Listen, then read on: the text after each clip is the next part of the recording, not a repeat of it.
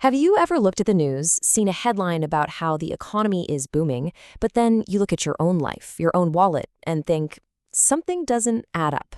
Well, that feeling, that disconnect, is exactly what David Pilling's book, The Growth Delusion, is all about.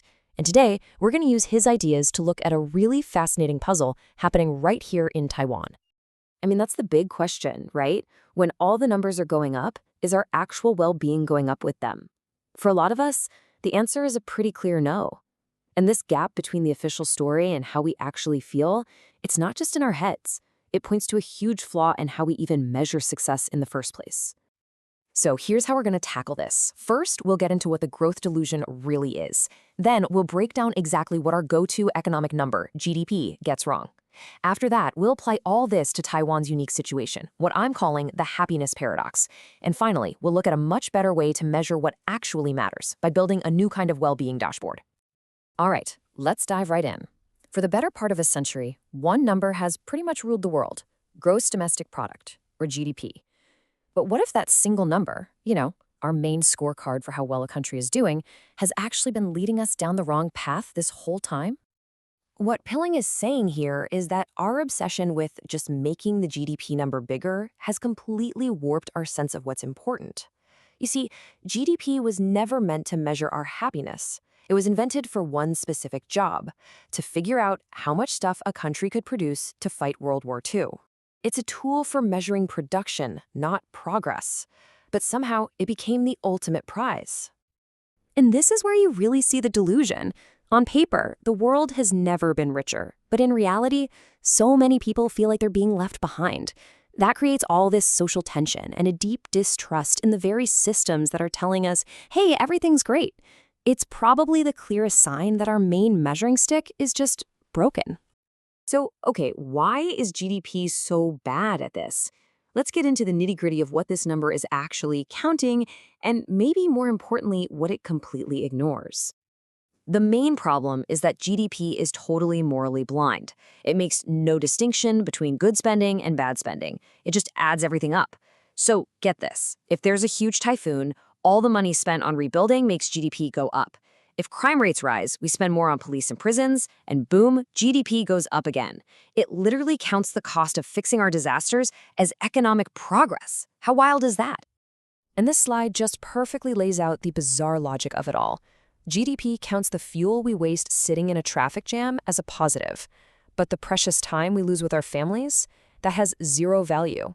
It counts billions of dollars in medical bills, but a daughter taking care of her elderly mother at home, an act of incredible value, is worth absolutely nothing in the official data.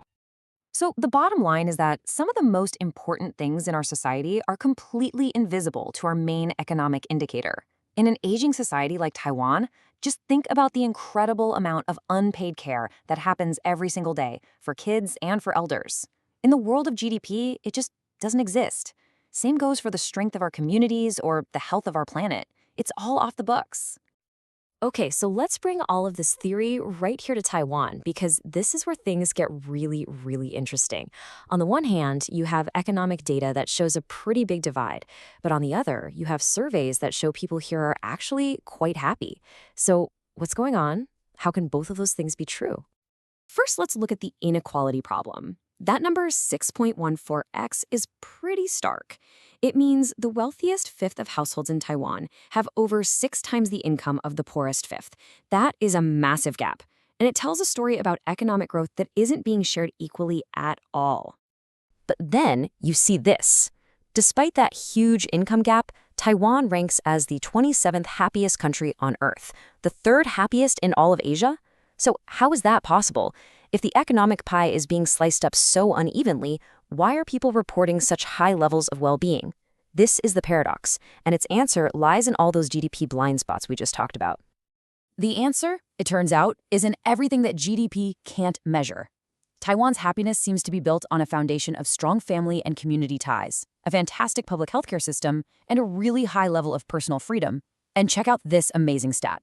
Taiwanese people, on average, share over 10 meals a week with others. That's a powerful sense of community. This is what we call social capital, and it's a priceless asset that never shows up on an economic spreadsheet.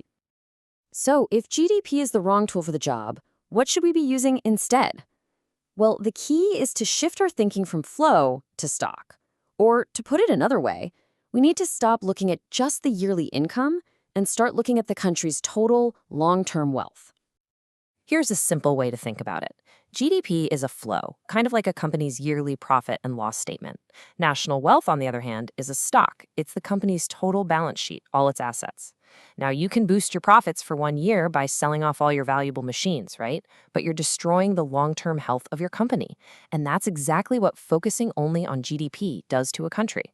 It encourages us to burn through our natural and social assets just to get a short-term bump in the numbers. Which brings us to the real solution.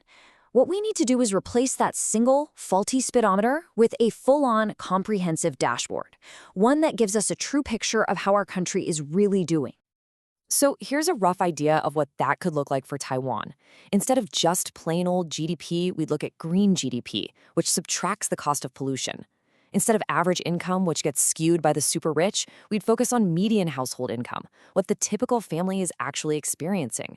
We'd track that income gap directly. And crucially, we'd find ways to measure our social capital and the quality of our public services, the exact things that explain that happiness paradox. This way, we'd be making policy to improve real life, not just to chase a number. At the end of the day, it all comes back to this incredibly profound question from Simon Kuznets, the guy who actually invented GDP. Even he warned us not to confuse his little calculation with actual well-being. Growth is a tool, it's not the goal. The real question we all have to ask ourselves is, what are we growing for? What kind of society are we trying to build? And answering that, well, that requires a much bigger, much richer conversation that you just can't boil down to a single number.